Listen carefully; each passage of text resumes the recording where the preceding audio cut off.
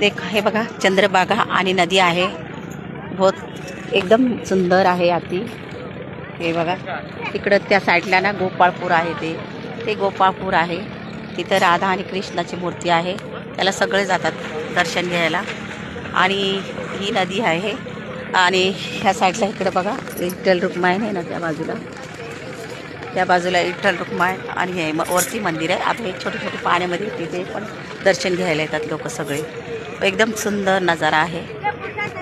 हे बघा किती छान आहे बघा. हे बोटिंग ह्या साईडला जातात गोपाळपूरला. आणि मी इथं पंढरपूरमध्ये आलेले आहे.